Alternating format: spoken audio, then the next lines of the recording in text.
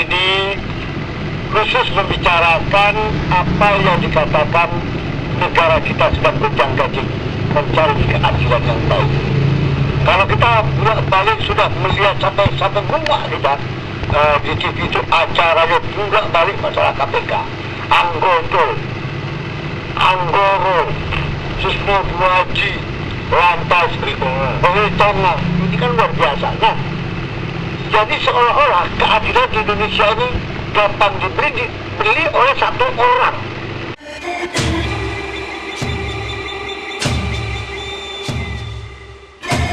Kamu berdikari, yes. Kamu berdikari, yes.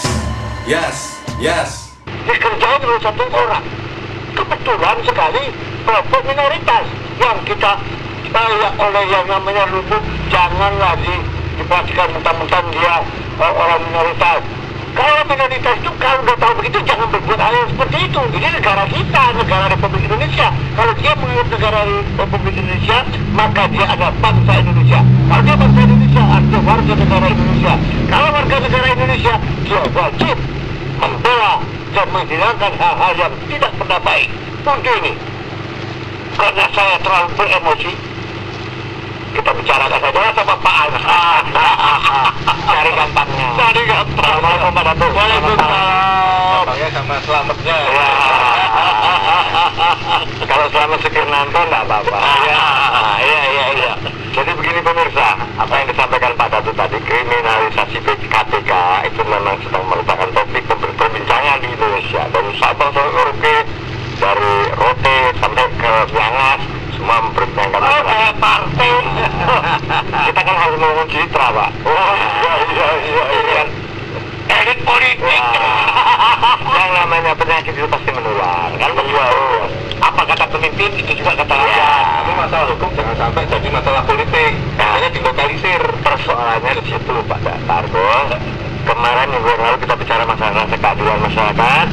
Hari ini sebaiknya kita bicara tentang harga diri bangsa. Karena yang kita lihat, yang dipertontonkan secara vulgar itu adalah bangsa ini sudah tidak punya harga diri. Ya.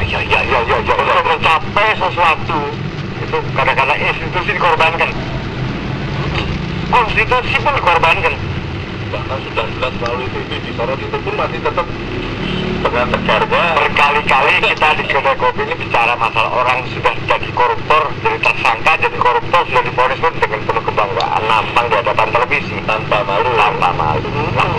Ini bentuk suatu kultur yang kultur yang sangat tidak bermoral, yang tidak memberikan nilai pendidikan sama sekali dalam kehidupan berbangsa dan bernegara. Terusnya orang itu malu kalau berbuat aib, tapi kalau kita sekarang tidak bangga. Kenapa? Dalam perhitungan mereka, aku korupsi sekian, aku dipenjara sekian tahun, aku keluar masih punya sisa, kan begitu? Dan seperti jumlahnya lebih banyak. Nah, seperti itu. Seperti apa yang akan dibuat sinetronnya oleh Pak Datu, kan begitu? Ini dapat ada, waduh,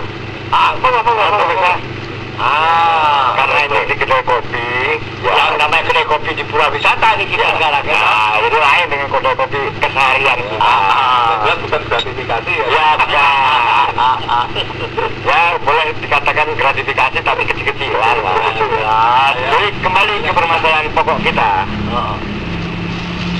Secara nyata kita melihat bahwa para pejabat kita, Menteri Kehakiman HAM pun berpendapat setelah menyaksikan yang namanya diputarnya rekaman pembicaraan hasil penyadapan KPK, menyatakan bahwa tidak ditemukan bukti adanya kriminalisasi. Demikian juga Mabes Polri yang sudah memeriksa Anggodo tidak berani menahan, asalnya jadi rasa keadilan tidak ada. Jadi sensitivitas mereka sebagai seorang pejabat itu tidak ada. Juridis yang formal saja yang mereka kemukakan, tapi mereka tidak punya rasa keprihatinan sama sekali melihat demikian enaknya orang yang bernama Anggodo itu bisa lari membentuk opini di satu institusi, di Kejaksaan Agung, di kepolisian, bahkan dia juga ke lembaga lembaga perlindungan saksi membawa rekomendasi dari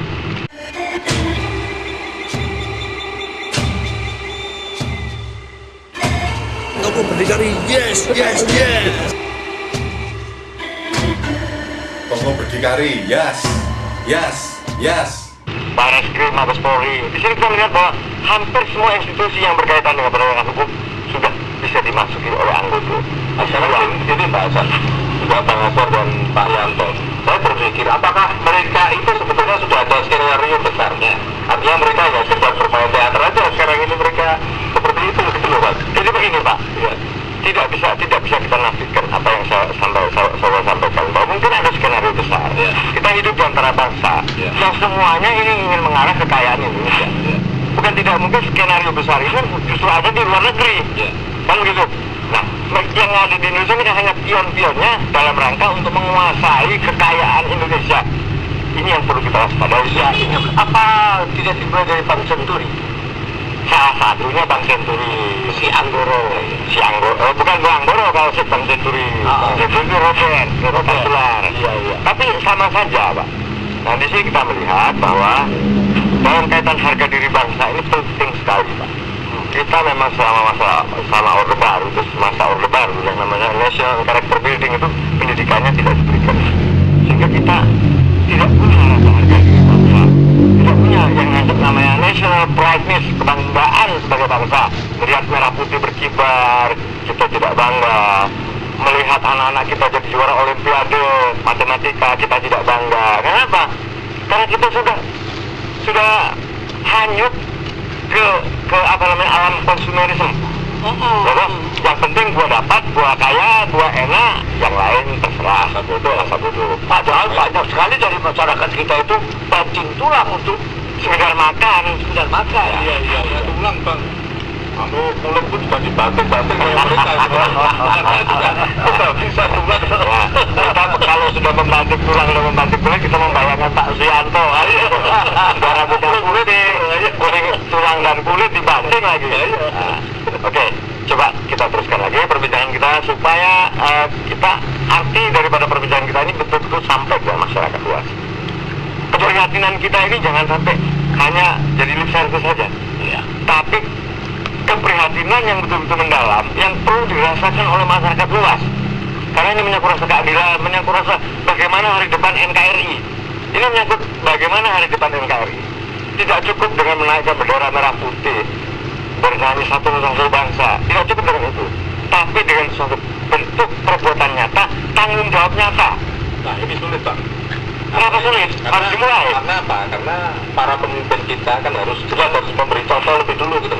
Nah kalau sekarang kita menyaksikan beberapa hari terakhir ini para pemimpin kita mempertontonkan yang tidak baik dan semakin tidak baik itu, lalu rakyat kecil bagaimana gitu? Kita harus menilai perilaku Begini Pak Arto, karena itulah itulah kita kan katanya negara hukum, semua warga negaranya kan harus patuh pada hukum. ya. Jangan rakyat kecil saja yang disuruh mengerti tentang hukum lantas. Mereka harus memaafkan hukum kalau ada apa-apa. Tapi cuma anak kecil aja. Anak-anak kecil jadi pemimpinnya yang tahu hukum, tahu dengan undang-undang, tahu segala macam. Kalau kita lihat di televisi pusat Jakarta itu, pasal 33 pasal 33, 31, 32 tentang KPK segala macam, luar kepala, ya kan?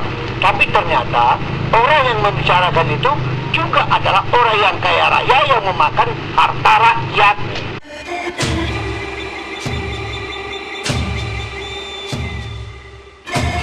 Tokoh berdikari, yes, yes, yes. Tokoh berdikari, yes, yes, yes. Artinya mereka yang semua garui duit rakyat gitu. Nah, itu termasuk harga diri bangsa nggak kalau jelas Pak. Sebetulnya kita selama ini di kedai kopi selalu bicara masalah korupsi, itu harusnya kita masukkan kriteria kejahatan kemanusiaan. Ya, itu kan selalu mengarah ke sana. Dan sebenarnya betul seperti katanya Bang Asar itu perlu dihukum mati gitu loh. Ya, dulu kan begitu. Kejahatan kemanusiaan. Yang perlu dihukum mati, satu, membuat narkoba. Kedua, koruptor. Harga diri bangsa tinggi kalau berani memutuskan ini. Jangan malah bilang belum sampai sekarang belum terbukti. Jadi ya itu tadi tadi Pak, karena orang pandai hukum itu biasanya menggunakan hukumnya. Karena pandainya itu diselip-selipkan, akhirnya jadi semacam formal, tidak ada bukti. Kan begitu. Ini ya, makanya sekarang istilah mafia peradilan yang orang kita bicara sekarang mulai kelihatan betul. Semua orang yang hadir dalam sidang Mahkamah Konstitusi mendengarkan rekaman itu semua terperangah menyatakan, oh benar ada mafia peradilan. Sekarang mungkin ada perang mafia ini kan? Oh ya, perang mafia. Sekarang ini. Tapi kita di sini melihat, kalau aku begini, saya mohon maaf, jangan istilah mafia itu kelompok orang-orang Itali yang ada di Amerika. Kalau aku tengkulak, jangan tengkulak Pak. Tengkulak itu dalam bahasa Belanda, itu di tengkulak itu dalam HIR ada Pak, yang namanya komisioner itu di undang-undang. Itu boleh.